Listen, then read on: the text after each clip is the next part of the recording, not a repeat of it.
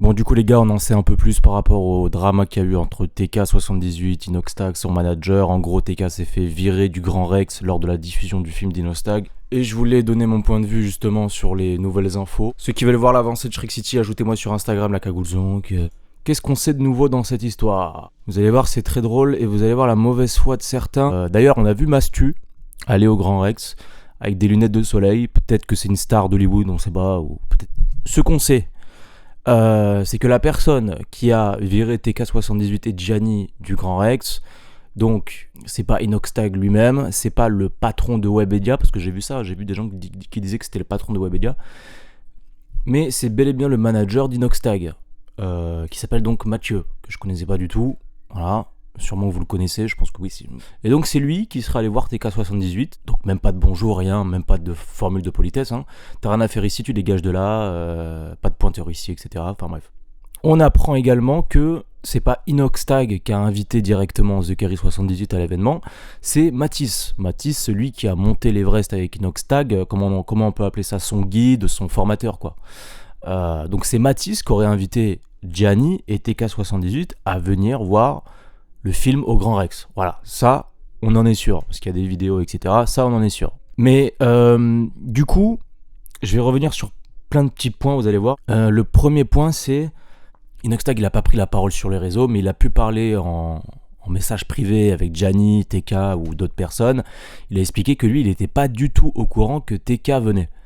Il a expliqué aussi que son manager et Inox n'étaient pas au courant que TK venait. S'il vous plaît, arrêtez de nous prendre pour des cons. Ça n'a absolument aucun sens, puisque la veille du film, on est tous tombés sur... donc le film, il est passé vendredi.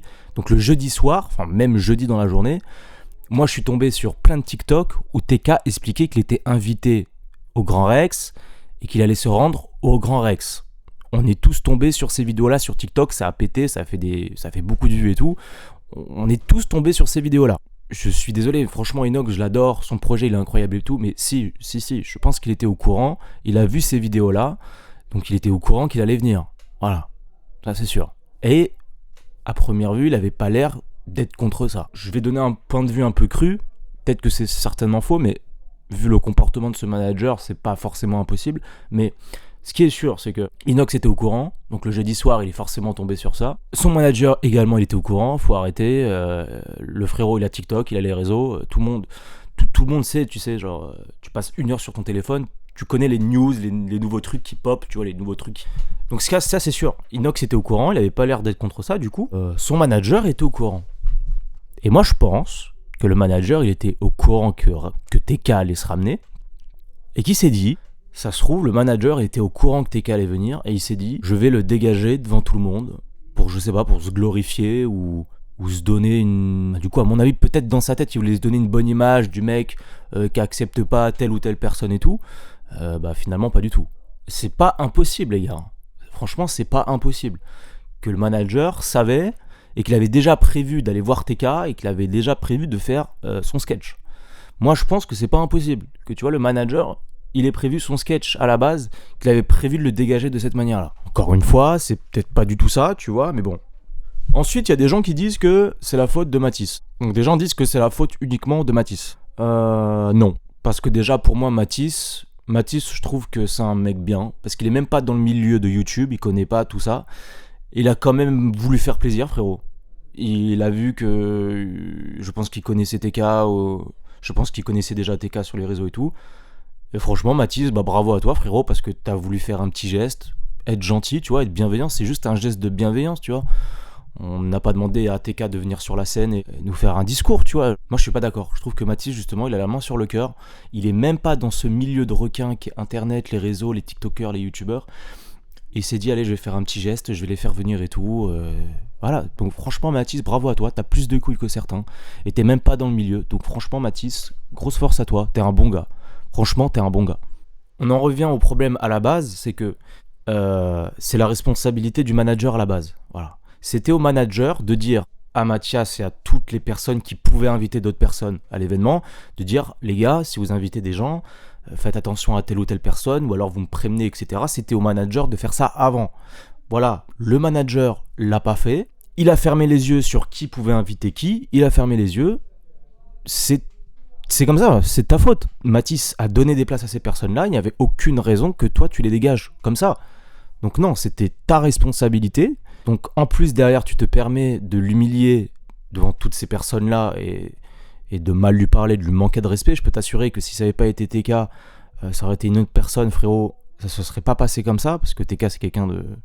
TK, il n'est pas dans les embrouilles, tu vois. Donc déjà, comme a dit TK, il y a des manières de parler à quelqu'un, il y a des manières de communiquer. Ce qu'a fait ce Mathieu-là, c'est inadmissible. Inadmissible. Vous pouvez pas vous rendre compte. Les villageois de Shrek City font du bruit. Mais c'est ça, Shrek City. Donc non, je suis désolé. C'est la faute du manager. C'est la faute du manager de A à Z. C'est-à-dire qu'à la base, c'était à lui de faire en sorte de communiquer avec son équipe. Derrière, c'est lui qui va dégager TK alors qu'il n'avait pas à le faire.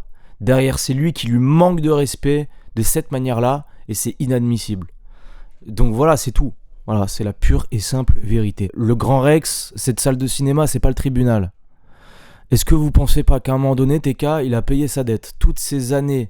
Vous avez vu, non mais sans déconner, vous avez vu le regard de TK?